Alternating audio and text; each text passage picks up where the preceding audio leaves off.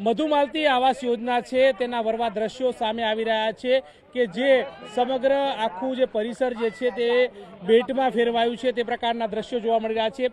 જ્યાં નજર નાખો ત્યાં આ જે ગ્રાઉન્ડ ફ્લોરના મકાનો જે છે તેમાં પાણીમાં ગરકાવ થઈ ગયા જોવા મળી રહ્યા છે। લોકો ફર્સ્ટ ફ્લોર, સેકન્ડ ફ્લોર અને થર્ડ ફ્લોર રહેવા માટે મજબૂર બન્યા છે। આ એક મકાન નહીં પરંતુ આવા 18 બ્લોક અહીંયા આવેલા છે ને 18 બ્લોકની આ જ પ્રકારની સ્થિતિ જે છે તે જોવા મળી રહી છે। એટલે કે જ્યાં નજર નાખો ત્યાં પાણી, ઢીચણસમા પાણી છે। સ્થાનિક લોકોનું કહેવું છે કે અત્યારે હાલ પાણી જે પ્રકારે ઓછું થયું છે પરંતુ 2 દિવસ પહેલાં તો એક ફ્લોર આખો એટલે કે ગ્રાઉન્ડ ફ્લોર આખો ડૂબી જાય તેટલું પાણી જે છે તે ભરાયેલું હતું। હાલ તો આ પાણી કાઢવાની તજવીજ જે છે તે હાથ ધરવામાં આવી છે। લોકોનો સામાન જે છે તે પણ પલળી ગયો છે, ઘરવખરી જે છે તે પલળી ગઈ। સ્થાનિક લોકો પણ છે, તેમની સાથે વાત કરીશું। કેટલા દિવસથી આ પાણી છે, કેટલું પાણી છે, કેટલા બ્લોકની અંદર પાણી છે અને કેટલા મકાનમાં કેટલા લોકો આ પરિસ્થિતિને સહન કરી રહ્યા છે?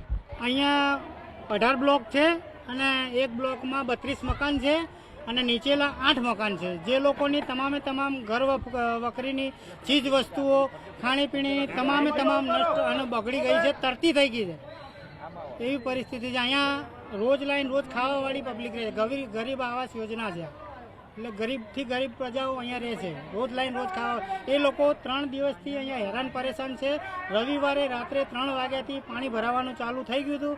એ નીચેલા માળની અંદર ઓછામાં ઓછું 4 ફૂટ પાણી ભરેલા હતા, જે લોકોને ઉપરલા માળે અભી હાલ પૂરતા શિફ્ટ કરવામાં આવ્યા છે। ચોક્કસથી તો 4 ફૂટ જેટલું પાણી હતું અને તમામ લોકોને પ્રથમ માળ તરફ શિફ્ટ કરવામાં આવ્યા છે। આ પ્રકારના વરવા દ્રશ્યો જે છે તે જોવા મળી રહ્યા છે। લોકો ઘરની બહાર પણ ન નીકળે તે પ્રકારની સ્થિતિ છે તે જોવા મળી રહી છે અને તે પ્રકારનું અત્યારે હાલ નિર્માણ થયું છે કે લોકો બહાર પણ ન નીકળી શકે તે પ્રકારની સ્થિતિ જે છે તે અત્યારે હાલ આ આવાસ યોજનાની અંદર જોવા મળી રહી છે। જો કોઈ આ આવાસ યોજનાની અંદર તમામ જે પેટીયું રડતા લોકો જે છે તે વસવાટ કરે છે ને તેઓ દયનીય સ્થિતિમાં રહેતા હોય તે પ્રકારના દ્રશ્યો જે છે તે અત્યારે હાલ જોવા મળી રહ્યા છે। એટલે કે તમામ લોકો પરેશાનીનો સામનો કરી રહ્યા છે, પાણીનો નિકાલ થઈ રહ્યો નથી અને તેના કારણે લોકો પરેશાની જે છે તે ભોગવી રહ્યા છે। લોકોના ઘરોમાં પાણી છે, જમવાનું મળતું નથી કારણ કે તમામ ઘરવખરી પલળી ગઈ છે। ત્યારે તંત્ર અહીંયા પહોંચ્યું છે ને આ પ્રકારનું ફૂડ પેકેટ લઈને આવ્યું છે અને આ ફૂડ પેકેટનું વિતરણ કરતું તમે જોઈ રહ્યા છો કે તંત્ર આ રીતે લોકોને પોતાના ઘર સુધી જમવાનું મળે તે પ્રકારની વ્યવસ્થા કરવામાં આવી છે। આ રીતે ઉપરથી નીચે ના આવી શકતા લોકો જે છે તે ડોલમાં જે જમવાનું મૂકી અને લઈ જતા હોય તે પ્રકારે લાગી રહ્યું છે। આ પ્રકારે આ તમે જોઈ રહ્યા છો કે આ રીતે અહીંથી આ ભાઈ લઈને જાય છે અને આ ડોલમાં જમવાનું જે છે તે મૂકે છે અને પછી ઉપર લઈ જાય તે પ્રકારની વ્યવસ્થા જે છે તે કરવામાં આવી રહી છે। આ પ્રકારે લોકોને ભોજન મળે તે પ્રકારની વ્યવસ્થા જે છે તે કરવામાં આવી રહી છે।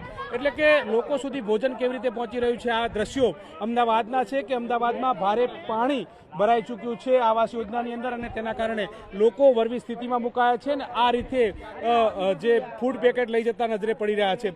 આ ઢીચણસમા પાણીની અંદર ડોલની અંદર જમવાનું મૂકવામાં આવે છે અને ડોલની અંદર જમવાનું મૂકી અને લોકો સુધી જમવાનું પહોંચાડવામાં આવી રહ્યું છે કારણ કે નીચે ઉતરે તો ઉતરી પણ ન શકાય તે પ્રકારની સ્થિતિ જે છે તે સ્થાનિક લોકોની જોવા મળી રહી છે અને આ રીતે લોકો ભોજન મેળવી રહ્યા છે। આ રીતે લોકો છેલ્લા 5 દિવસથી આ પરિસ્થિતિનો સામનો કરી રહ્યા છે અને ભોજન પણ મળે નહીં તે પ્રકારની સ્થિતિ નિર્માણ થયું છે। ત્યારે આ પ્રકારે ભોજન મેળવી અને લોકો પોતાની જે જીવન નિર્માણ જે છે ચલાવતા નજરે પડી રહ્યા છે। મધુમાલતી આવાસ જે છે તેના ઘરોમાં પાણી ગળી ચૂક્યા છે। તમે જોઈ રહ્યા છો કે જ્યાં નજર નાખો ત્યાં પાણી જ પાણી જોવા મળી રહ્યું છે।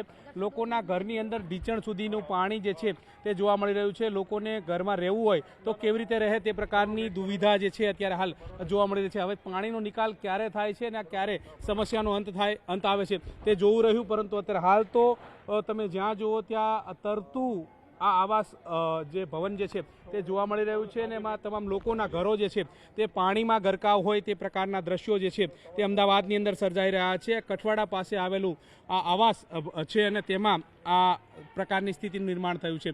સ્થાનિક લોકો પણ આપણી સાથે છે, તેમની સાથે વાત કરીશું કે તેઓ શું કહી રહ્યા છે। કેટલા વર્ષથી આ પ્રકારની સ્થિતિ થાય છે કે આજ વર્ષે થઈ છે અને કેટલા લોકો આ યાતના ભોગવી રહ્યા છે? અહીંયા લગભગ છેલ્લા 15-16 વર્ષથી આ તકલીફ છે। 2017ના અંદર પણ પરિસ્થિતિ બની હતી, એ વખતે ત્યાંના તત્કાલીન મુખ્યમંત્રી વિજયભાઈ રૂપાણી સાહેબ આવ્યા હતા. એ વખતે આશ્વાસન આપીને અમને ગયા હતા કે ભાઈ તમારે પરિસ્થિતિ આ વખતે કોઈ બનશે નહીં. પણ એના કરતાં આજની પરિસ્થિતિ બહુ ભયંકર છે. કારણ કે કોર્પોરેશને ત્યાં ડેનેજ લાઈન એક નાખેલી છે 310ની. એ પાણી ગાંધીનગરમાં ચિલોડામાં વરસાદ વધારે પડે તો એ પાણી બેક મારીને અમારી સોસાયટીમાં આવે. એટલે પહેલાં તો તમારા એ 18 ન્યૂઝના માધ્યમથી હું એ કહેવા માગું છું કોર્પોરેશનના અધિકારીઓને, અમારા સ્થાનિક નેતાઓને, મારા વિસ્તારના પ્રતિનિધિને કે ભાઈ તમે પહેલાં અમારી જે પબ્લિકને હેરાન કરતી છે પાણીના કારણે વરસાદ નથી આવતો તો પણ પાણી બેક મારીને અમારી સોસાયટીમાં 1 ફૂટ પાણી હોય છે. તો તમે પહેલાં કાયમી પાણી જે બેક મારીનો નિકાલ તમે કરો. અત્યારે હાલમાં નીચેના લગભગ 150 થી 200 મકાન છે. તે લોકો ઘણા લોકોને એમના સગા સંબંધીના ત્યાં નીકળી ગયા. ઘણા લોકોને અમે ઉપર એમને રહેવા માટે આશરો આપ્યો. અને બીજું કે અહીંયા કોર્પોરેશન તરફથી 4 દિવસથી અમને ફ્રૂટ પેકેટની વ્યવસ્થા કરવામાં આવેલી છે, બરોબર. પણ અમારા વિસ્તારના કોઈ નેતાઓ કે કોઈ મેન અધિકારીઓ સોસાયટીના અંદર હજુ આવ્યા નથી. હજુ અમને આશ્વાસન આપવા કે ચલો ભાઈ તમારે પાણીનું નિરાકરણ. એટલે અમારે તો તમારા મીડિયાના માધ્યમથી એ કહેવા માગું છું કે ભાઈ જે પાણી ભરેલું છે એ પાણી અમારું ખાલી કરો ને કાયમી નિકાલ કરો. અને આ જે મકાનો છે તે ગમે ત્યારે ધરાશાયી થવાની 100%ની સંભાવના છે.